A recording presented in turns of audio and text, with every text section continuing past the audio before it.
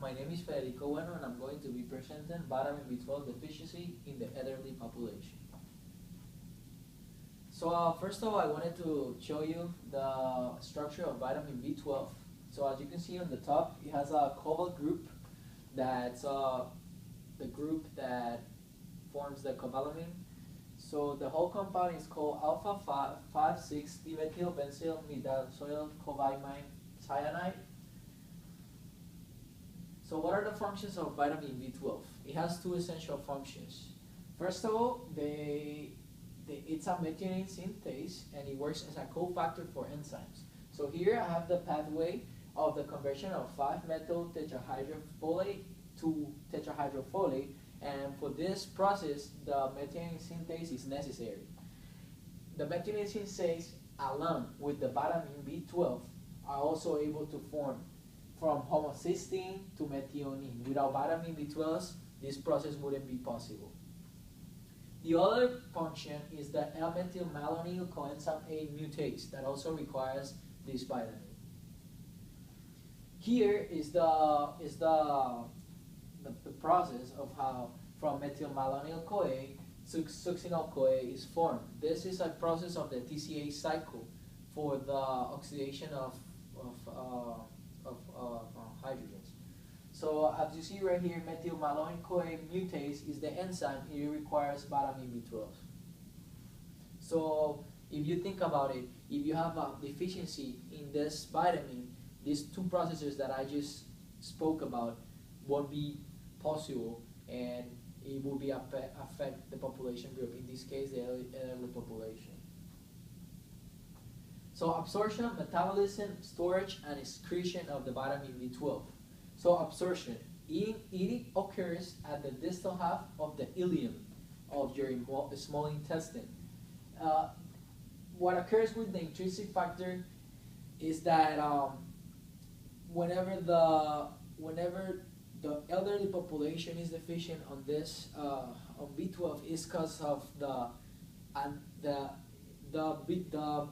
intrinsic factor is not able to bind with the B12, because usually the parietal cells of the stomach are not able to produce pepsin and hydrochloric acid that makes the connection, the linkage between intrinsic factor and vitamin B12 not possible, and this was cause a vitamin B12 deficiency.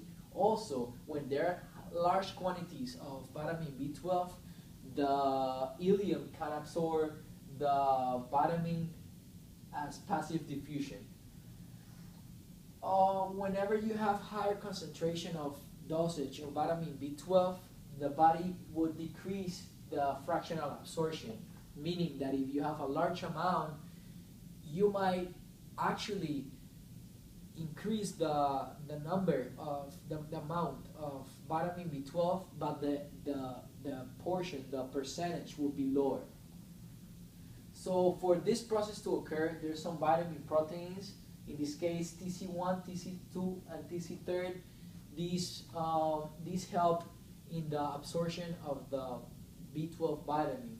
TC2 usually helps in the enterocyte process from the small intestine to the bloodstream, while TC1 usually takes 80% of the vitamin B12.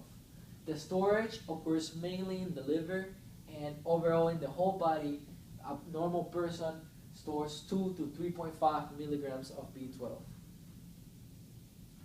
B12 is secreted into bile from the liver, and 2/3 from B12 it's recycled by the extrahepatic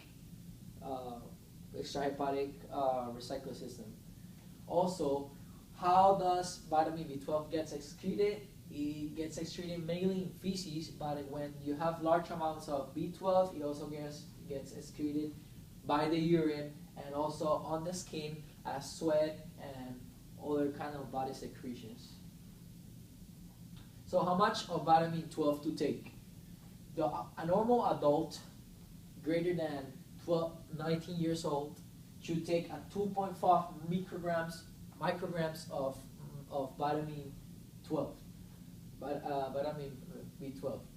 The RDA it's an RDA. In infants, it's an adequate value, an AI. And the elderly want to meet the daily value either by the fortification of foods or supplementary foods. Is very important for the elderly because 30 to 35% of the elderly usually are deficient of vitamin B12. What are the food sources of vitamin B12? Usually they come from animal origins, and those are the only natural source of B12. They include meat, liver, fish, eggs, milk, and shellfish. Plants also may contain some B12, but they have to be produced by bacteria. In this case, algae is a good example of plants that can produce, that contain B12 thanks to the bacteria again. Here are some pictures of some good sources. Also, the fortification of B12 has occurred because there has been some deficiencies in the population. So there's some fortified foods such as fortified cereals or soy products. Depending on the source, the bioavailability. For example, having liver creates a greater bioavailability than eating milk. The cyanocobalamin and hydrocobalamine are the supplemental forms that you can buy at a grocery store or at a pharmacy. Here I have a table with different food sources and different serving sizes showing calories and amount of vitamin B12 in micrograms. So for example, sardines are an excellent source, having 8.11 micrograms of vitamin B12. On the right side, they are ranked as excellent, very good, and good.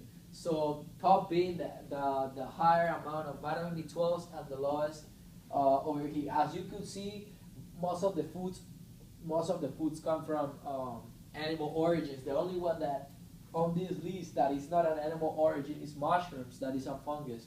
But so this shows that vitamin B12 comes from animal origins mainly. So how does the deficiency occur?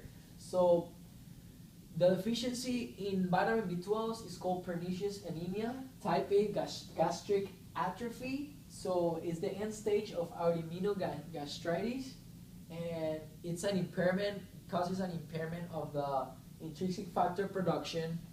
And as I said, it's because of a problem with the formation of pepsin and hydrochloric acid by the parietal cells of the stomach. Now, there's a mean age of 60 years old is when people usually get this pernicious anemia, and it has shown to be genetic. People that have inheritance of persons having B12 deficiency are usually having a higher risk of developing this disease. Food-bound vitamin B12 malabsorption occurs by the Helicobacter pylori in the stomach, and they're not able to absorb B12 abnormally. And then also serum B12 decreases with age. So that's why people that is 60 years of age or older tend to have this problem. Other causes that are not as common but they still occur include pancreatic insufficiency, terminal ileal disease, severe celiac disease, as well as tropical sprue.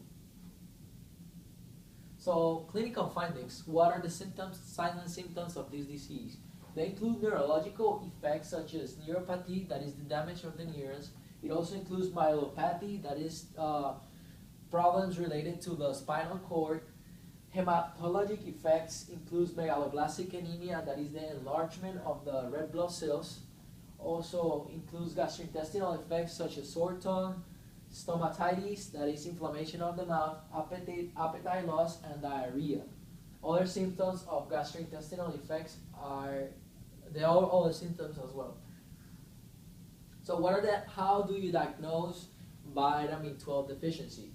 For the hematological status, these tests are very important and help you to identify this disorder. They include hematocrit, red blood cell count, hemoglobin, and MCV.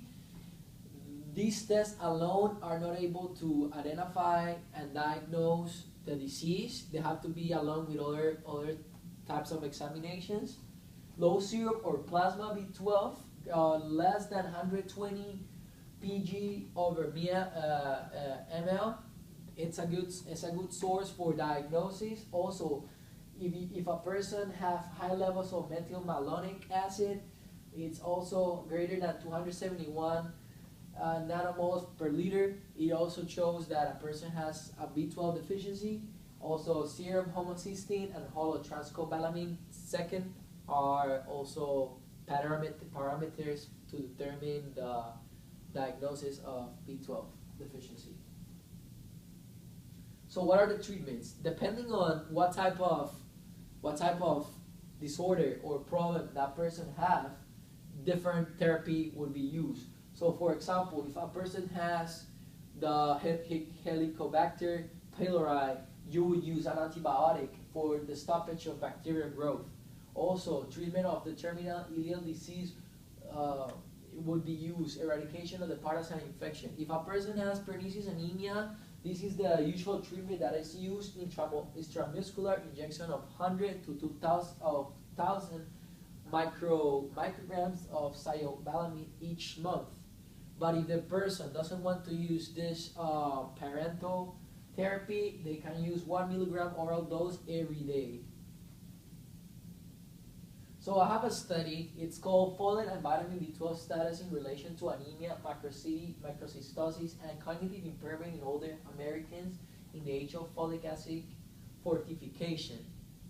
So what is the purpose of this study? It wanted to examine a relationship between serum folate and vitamin B12 in relation to anemia, macrocystosis, as well as the cognitive impairment.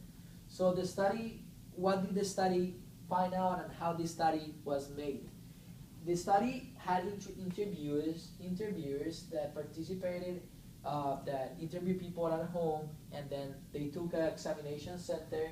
They went to examination center to do more interview data and then physical examinations. These participants, they came from NHANES survey in the year of 1999 and 2002. It is a cross-sectional study, meaning that it shows differences in time from a population and then GARS data. These are some results of this study. So, for example, when looking at these two different diseases of anemia and cognitive impairment, you can look at the vitamin status for B12 and folate. So let's say you have both normal status for B12 and folate, and then the percentage outcome with this disease of out of 913 subjects is just 3.5. But when you have low vitamin B12 and then high folate, there's just 6.9. That's almost 15. That's almost 4 times greater amount of anemia. So this shows a trend, definitely. Also for cognitive impairment, when you have low amount of vitamin B12 and folate, there is a percentage with outcome of 45%. That's definitely significant. If you look at when you have cognitive impairment, that they both are normal, it's just 80%. So from 80% to 45% is a big jump. So this shows a correlation of vitamin B12 being low and low amount, and then folate being in high amount, and then having cognitive impairment in the elderly population. The significance of this study used the 95% CI. So what were conclusions of this study? The study suggested that in seniors with low vitamin B12 status, high serum folate was associated with anemia and cognitive impairment. The study also suggested that B12 status was when B12 status was normal and the folate was high, the association was reversed. Actually, it protected against cognitive impairment in older adults. I have another study. It's called Vitamin B12 and Folate in Relation to the Development of Alzheimer's Disease. This study wanted to explore the associations of low serum levels of vitamin B12 and folate with Alzheimer's disease occurrence. This study was a longitudinal study and it occurred in Sweden, the country of Sweden. The participants were 370. They were selected randomly, and all participants were 75 years and older. They followed them for 3 years period of time, and none of them were treated for B12 or folate. And then they wanted to see the incidences of Alzheimer's disease.